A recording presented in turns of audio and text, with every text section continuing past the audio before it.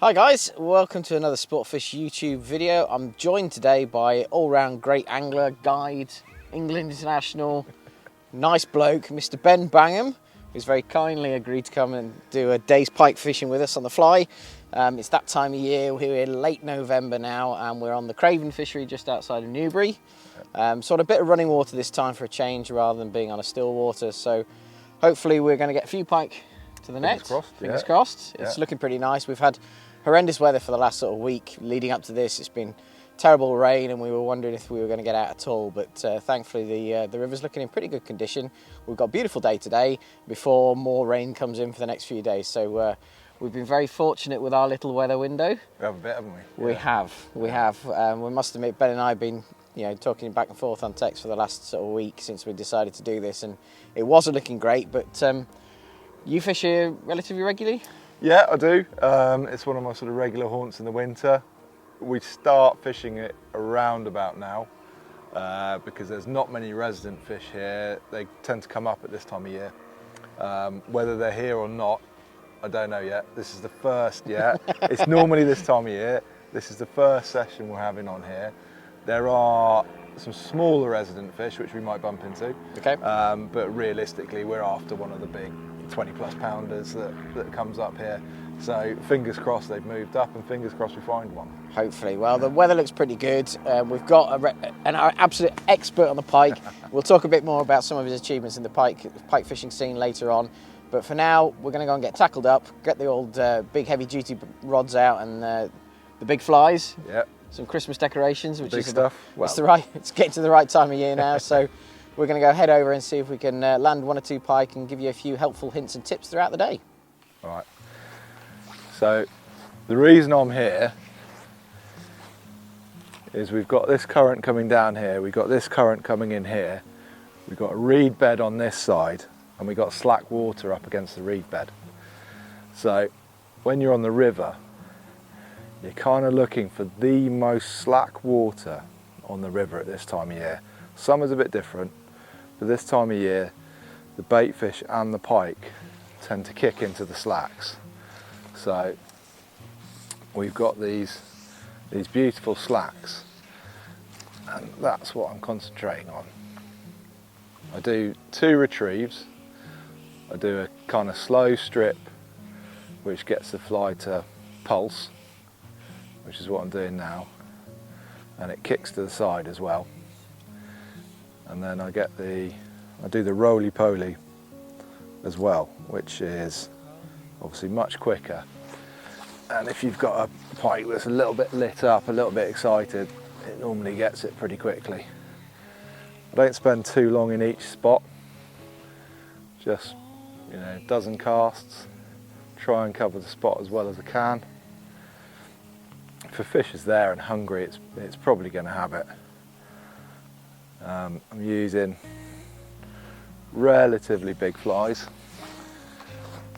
because I'm after the big fish, and as you can see, I'm just trying to cover all the slack water.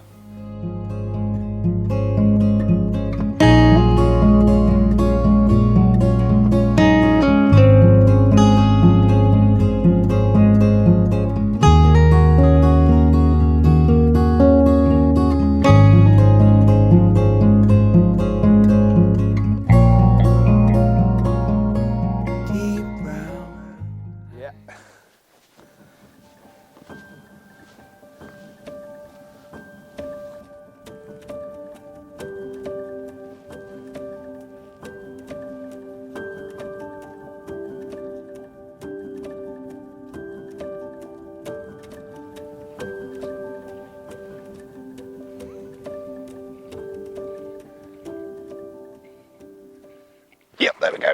And we're in. Oh, off, on and off. Probably because I had a bow in the line, saw him take, thought I had him. It was a good fish, yeah, good. Yeah, definitely.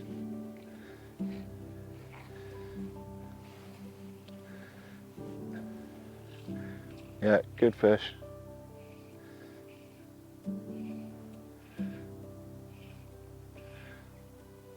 Just on that, so that, yeah, the edge of the current really.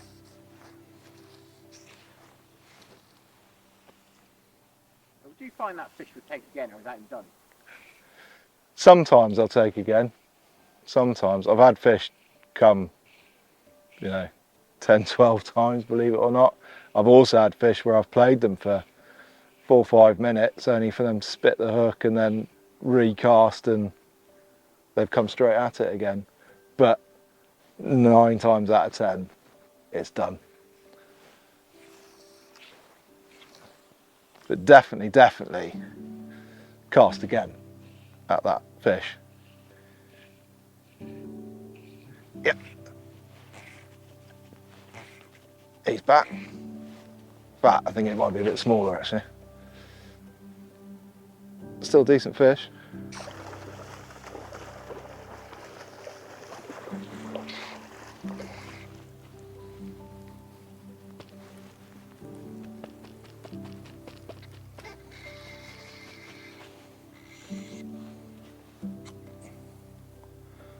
I've just brought them on the reel because I've got brambles in the water here. I've got sharp stones on the bottom, and if I have to move, I don't really want to cut the line. It's a good fish, it's double.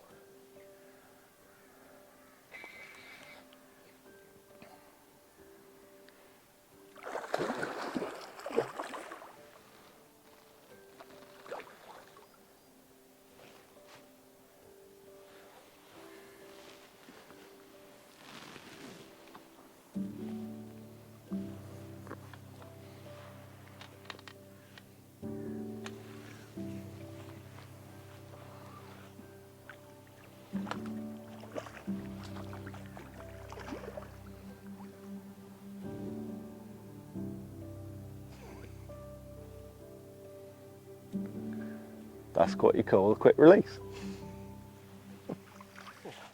So it's been a fun day so far. We've still got a little bit of time left.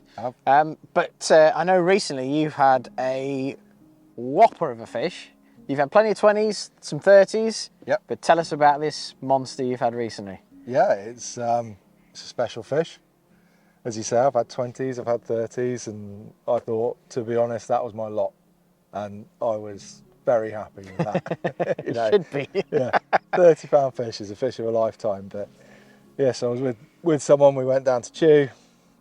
The land, the lake of big fish really, isn't it? It certainly is. It's got the track record, it's got the reputation. It was an interesting day. We moved so many fish. We moved 100+ fish, but we landed one. Up until that point, it was ridiculous. They were coming, they were following, they weren't taking. Frustrating. Very frustrating. Yeah. I mean, it happens. So I said, right, last couple of drifts, we'll go to this area. I've had nice fish off there before. I've seen very big fish, and we went down. We put the bigger flies on to target the bigger fish. We, went on to chartreuse and orange, which is my favourite sort of colour combo. So a lot of confidence in the stuff. Knew the area was right. Did the first drift. I didn't fish. We were just sort of, making sure it was in the right place. Again, moved 3 or 4 fish, except this time they were all big. They were all, low 20s probably. Fish worth having. Yeah, absolutely. So went back round onto that same drift. He moved another fish. I then had a couple of casts, and yeah, it just happened to be those casts. So cast out, let it sink 15 seconds on a dive 7 in about 25 foot of water, bringing it up. As I saw it coming up, saw a fish behind it, but we'd seen 100 fish behind our flies that day, you know, so it was like, oh yeah, another fish. Here goes another fish following. Exactly that. And it just happened to take. I mean, it turned beautifully. I was roly-poly, set the hook, and I thought, that's either really well hooked or very badly hooked. Well, I'll find out in the next 2 or 3 seconds. Starts shaking. Yeah. And you know, I said to the chap, I said, oh, big fish. He's like, oh, okay, yeah. And I was like, he said, oh, actually, if you say it's a big fish, it's a big fish. So playing it, it came up, and he sort of said, yeah, how big do you think it is? And I said, well, it's definitely a 20. And then it sort of came up, turned, and I said, oh, that might be a 30. Could be a 30. Yeah. Already it's getting a bit Yeah, bigger. it's getting a bit bigger. So, yeah. And playing it some more, and he's like, what's your PB? It's like, oh, it's 37. So it's probably safe. And then it rolled again as it came up. And I said, oh, do you know what? Actually, that might not be safe. And then eventually we got it in the net. And as soon as it went in the net, we looked at each other. And he's an experienced angler. He's had plenty of fish. You know, he hasn't had a 30, but he's had plenty of 20s. So he knows a big fish. It went in the net. We looked at each other, and both of us knew straight away it wasn't a 30. It was a 40. You know. I can't imagine the size of that. I mean, I've been fortunate. I've had a 30, but we spoke about this earlier. To look at a fish and go, well, that's, you know, 30 pound. I was like, this is enormous. And then I think, yeah, that's another 30+% bigger. Yeah. For yours. Yeah. I mean, there must be still bigger fish in there, but oh yeah, as a 41.15. 41.15. I mean, that is a phenomenal fish. Whether you're dead baiting, wobbling, spinning, whatever, but on a fly, that's a serious achievement. So I'm impressed. It's a pretty fish. I'm sure it'll get bigger. You gonna try and beat that? Yeah, I mean, it's interesting. A lot of people have asked me that. It has not taken something away from it, but it's almost like, wow, that's an impossible feat. A hard one to top. Yeah, so, yeah, I mean, I'd love to catch another 40. I'd love a river 40. I mean, they are even rarer, but they're out there, you know, they'll be out there. So, but as you say, there are bigger. There's definitely bigger out there. So why not? Phenomenal achievement, but let's go see if we can get a bigger one now. Come on then. Now, fluorocarbon gets a lot of bad press with pike biting through it. And I think primarily that's because people are using 40, 50, 60 pound fluorocarbon. Never ever use that. Pike will go through it like a hot knife through butter. But 220, 200 pound fluorocarbon, nothing is getting through that. And it gets chipped and gnarled, and you'll be able to spot when you need to change it. But to date, I've been using this now for 5 years probably. I've never had a pike go through it, ever. And I've actually had a pike bite through 40 pound wire in that time. So it just shows, don't use thin fluorocarbon, but this 200 pound stuff's absolutely fine. And it does a couple of things for me. You know, the invisibility may or may not come into play.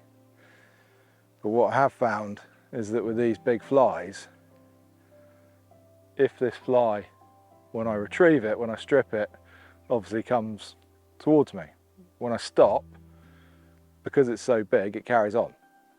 So what I've had in the past is I've had it carry on, the wire, concertina up, and then I've had a pike take, and it's taken the wire, the fly, and the sort of 30, 40 pound mono, and bitten me off. With the rigidity that this fluorocarbon offers, when I stop, the fly kicks off slightly, and the fluorocarbon stays relatively stiff. So if a pike takes on the pause, it's very, very unlikely that it's going to take more than your fly and a bit of fluorocarbon. So to me, big advantage. So when fishery rules permit, that's what I use. When fishery rules say that I have to use wire, I use the thickest wire I can, which is generally sort of 40, 50 pound wire. But yeah, £200 fluorocarbon. That's my go-to.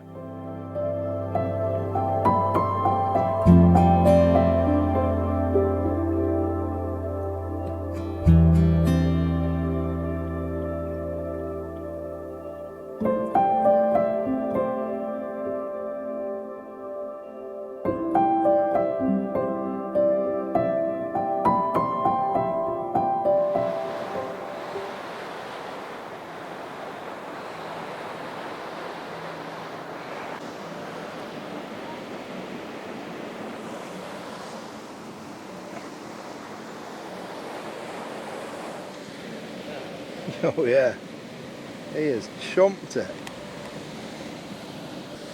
Yeah.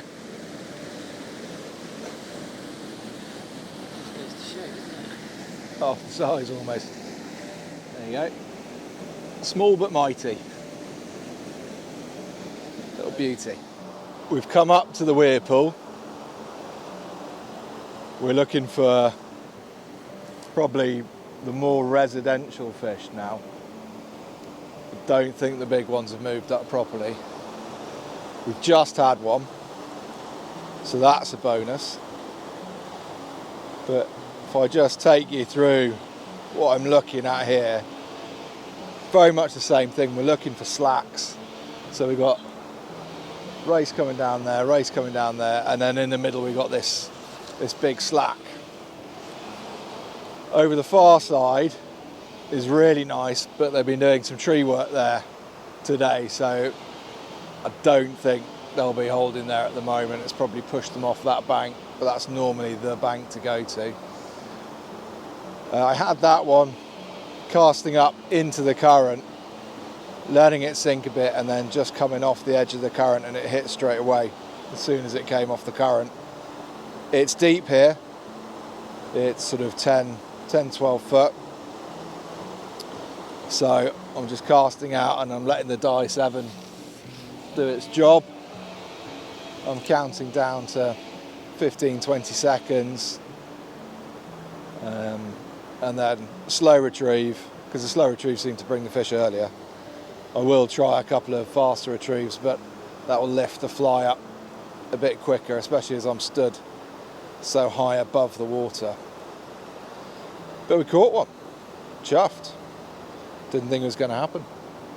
So you never know, might catch another one.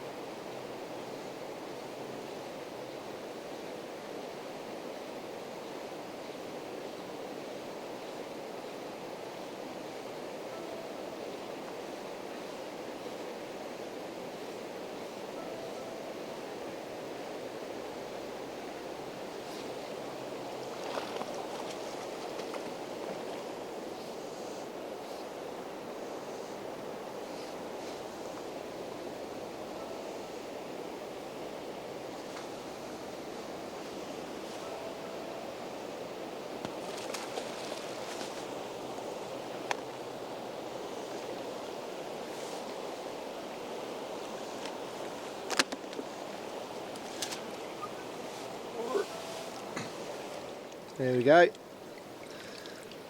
Second one for the weir pool. Again, not really what we're after, but lovely fun. Saw the take, absolutely nailed the fly, as you can see. Pop the hook out, nice and easy. There she is. Lovely little fish. If it carries on eating flies that size or fish that size, it's not going to stay small for long, so might see it again in a few years. Much bigger. Well, Ben, it's been an interesting day. I've learned quite a lot. I really appreciate the fact you have very short notice. I know it was back end of last week that I got in touch and said, look, can you come and do a bit of pike fishing with us? So I really appreciate that. I've not done masses of river pike fly fishing. I've done plenty on the still waters, so been a bit of an eye opener for me as well, especially with the whole thing with the fluorocarbon leader instead of using traditional wire. And obviously you're thinking behind it and what it does to the fly, which has been really interesting. We've landed a couple of fish. We have, yeah. Yeah, I mean, we knew it'd be a bit of an ask. You know, we've had some horrendous weather for pike. It's not been great today. Bright, for sure. Right. So, you know, we knew we were up against it, but you just got to take your opportunities when you can. And, you know, we moved 3 decent fish, hooked 2 decent fish, and landed 2 small fish. It's, you know, that's fishing. That is the way it goes. I mean, it would have been nice if that sort of, you know, 12, 14 pounder stuck, that sort of 18 plus pounder stuck. But, you know, we'll see a little bit of that on the film. It's been great fun. It's a new piece of water for me. Nice, Yep. You know, relatively local, which is great. Great thanks to the estate and yourself for letting us come here and be guests for the day. I hope you guys have picked up plenty of tips and hints throughout the day. Ben obviously has been a great help for today, an absolute font of piking knowledge. If you need more information from us, then obviously log on to our website. And Ben's details will be at the end of the film if you want a day's guided piking out there. But thanks again, it's been absolutely superb. We'll have to do it again this time without cameras, because cameras always make the bigger fish fall off. But until next time, tight lines guys, and I hope you've enjoyed the film.